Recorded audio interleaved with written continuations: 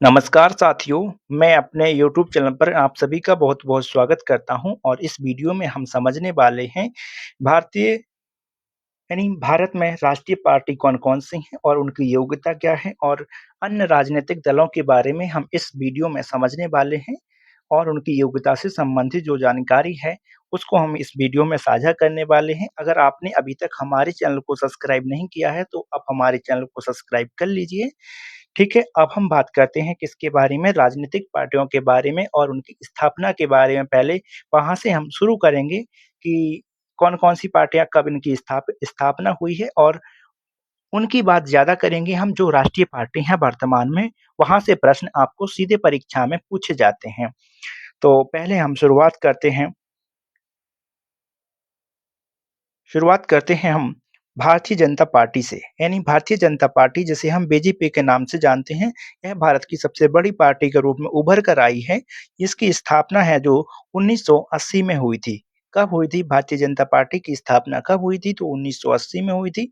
इसके अगर हम चिन्ह की बात करते हैं तो इनका चिन्ह कमल है और यह वर्तमान में एक राष्ट्रीय स्तर की पार्टी के रूप में है, ठीक है? तो सबसे बड़ी पार्टी के रूप में अभी कौन-सी है? भारतीय जनता पार्टी है, 1980 में इसकी स्थापना होती है, इसका चिन्ह के रूप में कमल है और राष्ट्रीय स्तर की यह पार्टी है, यानी राष्ट्रीय पार्टी है, ठीक है? तो इसकी जो अगर हम बात करते हैं तो यह इनको जो करवाता कौन है, इसकी वो देता कौन है, राजनीतिक दल कौन क्या होगा?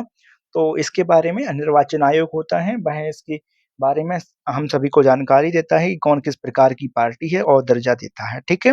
तो फिर दो उसके बाद आती है भारतीय राष्ट्रीय कांग्रेस जिसकी स्थापना सबसे पहले हुई थी 1885 में और इसके अगर हम चिन्ह की बात करते हैं तो इनमें जो हाथ का पंजा है, वह इनका एक राजनीतिक चिन्ह है और यह भी एक राष्ट्रीय स्तर की पार्टी है। फिर आती है बहुजन समाज पार्टी, जिसकी स्थापना 1984 में हुई थी, जिसे हम शॉर्ट में जैसे हम भारतीय राष्ट्रीय कांग्रेस को आईएनसी जानते हैं, यानी इंडियन नेशनल कांग्रेस के रूप में और बहुजन समाज पार्टी को यानी वीएसपी के रूप में जानते हैं और इसकी जो स्थापना 1984 में कह सकते हैं कि भारतीय जनता पार्टी के बाद में हुई थी और इसका जो राजनीतिक चिन्ह है, वह हाथी है और यह वर्तमान में कहाँ पर है? तो उत्तर प्रदेश सहित उत्तर भारत में इसकी जो मेंबर हैं वह होते हैं, ठीक है? तो यहाँ पर इस पे लिखा हुआ है और अगली पार्टी है भारतीय कम्युनिस्ट पार्टी जिसे हम सीपीआई एम के रूप में जानते हैं, तो एम का मतलब यहाँ पे मार्क्सवादी से है, क्योंकि इनकी जो विचारधारा है वह किस प्रकार की विचारधारा है, तो मार्क्सवादी विचारधारा है और इसकी जो स्थापना है वह 1964 में हुई हुई थी और हसिया हथौड़ा तारा यह इसका चिन्ह है, ठीक है? केरल में, पश्चिम बंगाल आदि में यह वर्तमान में स्थापित है, यानी वहाँ पर उनके जो सदस्य हैं वह हैं एक तरीके से निर्वाचित होंगे। आम आदमी पार्टी जिसे हम आप के रूप में जानते हैं, ठीक है? इसकी स्थापना 2012 में और झाड़ू कहीं-कहीं इसके लिए 13 भी लिखा मिलता है, ठीक है? तो जो भी 12-13 आपको मिलेगा तो मैं यहाँ पे 13 लिख देता, ठीक है? आम आदमी पार्टी की स्थापना 2012-13, ठीक है? और दिल्ली और पंजाब में इनकी सदस्य हैं, ठीक है? जो विधानसभा सदस्य के रूप में हैं और यह जिसकी पंजाब में उनकी सरकार है और नेशनल पीपल्स पार्टी जिसे एनपीपी 2013 में स्थापित हुई थी। इनकी जो अगर हम बात करते हैं चुनाव चिन्ह है तो वह किताब है और यह वर्तमान में पूर्वोत्तर भारत में है, ठीक है? अब हम बात करते हैं ये सबसे महत्वपूर्ण बात ये है जो हम अब देखने वाले हैं, ठीक है? तो इसमें हम बात करेंगे जो राष्ट्रीय दल हैं उनको दर्जा किस आधार पर दिया जाता है। तो पहले हम देखते हैं कि जो राष्ट्रीय दल है उनके बारे में। देखो इसके लिए सिर्फ़ 3 आधार हैं, 3 आधार पर ही किसी पार्टी को राष्ट्रीय पार्टी का दर्जा मिलता है। तो पहले हम अच्छे से आराम से समझने का प्रयास करते हैं। देखिए किसी दल को राष्ट्रीय दल का दर्जा मिलने के लिए निम्न में से कोई एक शर्त पूरी होनी चाहिए, या तो ये वाली शर्त पूरी हो जाए, यह वाली या फिर इनमें से कोई भी एक शर्त अगर फुलफिल करता है कोई भी राजनीतिक दल, तो वह राष्ट्रीय पार्टी बन सकता है, ठीक है? या बन जाता है। तो पहली कंडीशन है बहुत अच्छे से समझने का प्रयास करना है कि जो पहली कंडीशन है 4 राज्यों में 6% वोट होना चाहिए। 4 या अधिक राज्यों मतलब 4 या 4 से अधिक राज्यों में उस पार्टी के पास 6% वैध वोट होने चाहिए। वैध का मतलब है जो नोटा में नहीं डाले जाते हैं, जो वैध रूप से डाले गए वोट होते हैं या फिर दो दो जगह बटन दबा दें तो अवैध हो जाता है। तो यानी वैध मतों का 6% वोट होना चाहिए। कितने राज्यों में? 4 या 4 से अधिक राज्यों में अगर किसी पार्टी को 6% वोट मिल जाते हैं और साथ में आपको याद रखना है और 4 लोकसभा सीटें भी मिलनी चाहिए। अब आपको समझ में आई? यानी पहली कंडीशन है 4 लोकसभा सीटें तो होनी ही चाहिए, एक कंडीशन, और साथ में अगर उसके 4 या 4 से अधिक राज्यों में भी अगर उसको 6% वोट मिल जाते हैं, तो वह पार्टी किस प्रकार की पार्टी बन जाती है? तो वह राष्ट्रीय पार्टी बन जाती है, ठीक है? तो आगे भी यहाँ पे विस्तार में लिखा हुआ है, लोकसभा या विधानसभा चुनाव में कम से कम 4 राज्यों में 6% वोट मिल जाएँ। तो यहाँ पे आप देख सकते हैं लोकसभा या विधानसभा चुनाव में उस पार्टी के लिए अगर 4 राज्यों में 6% वोट मिल जाएँ और साथ में कम से कम 4 लोकसभा सीटें होनी चाहिए। यानी 4 लोकसभा सीटें होना कंपल्सरी है और 4 राज्यों में लोकसभा या विधानसभा में 6% वोट मिल जाते हैं, तो वह पार्टी किस प्रकार की पार्टी हो जाएगी? वह राष्ट्रीय पार्टी हो जाएगी। एक तो पहली कंडीशन है, कौन-कौन सी पहली कंडीशन है?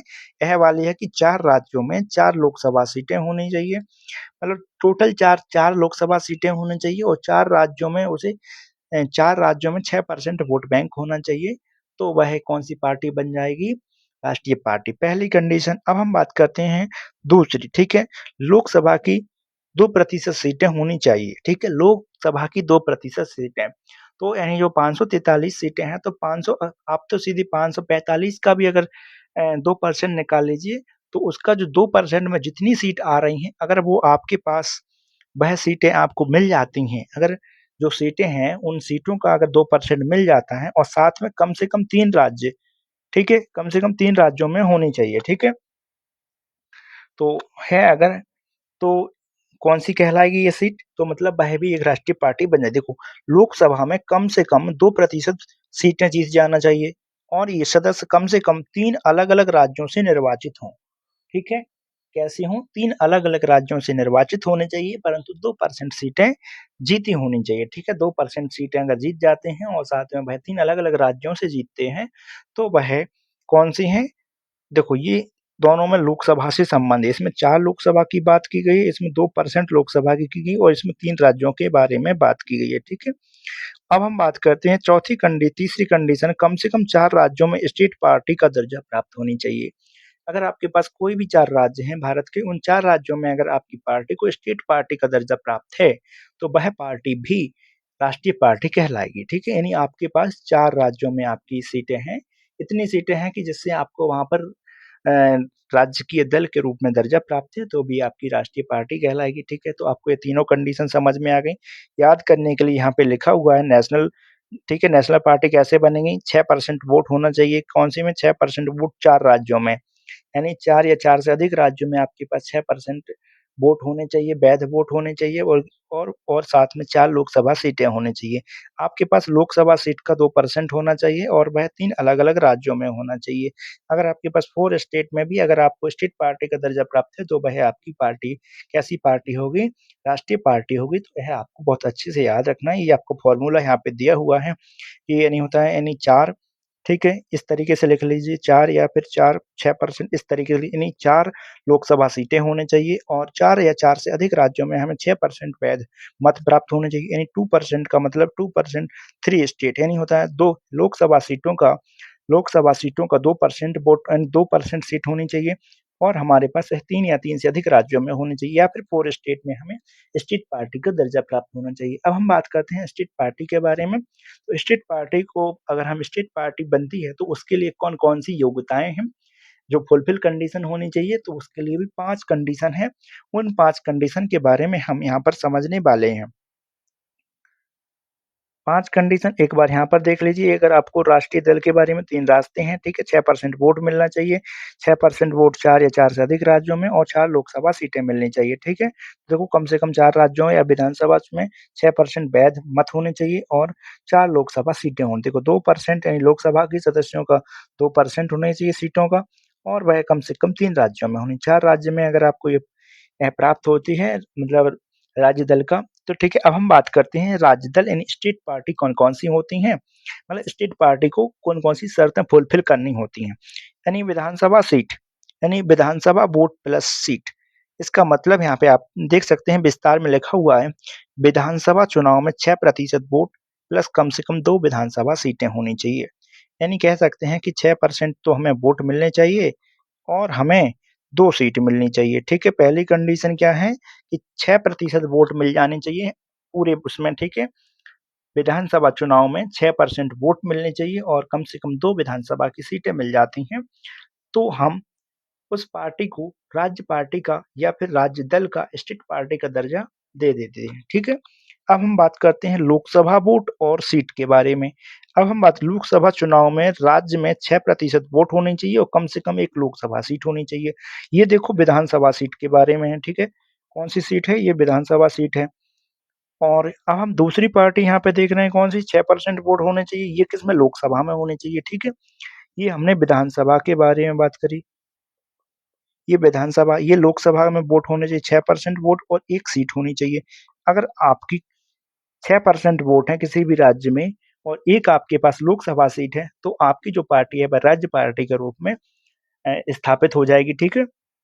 अब हम बात करते हैं विधानसभा सीटों के बारे में। विधानसभा की 3% सीटें।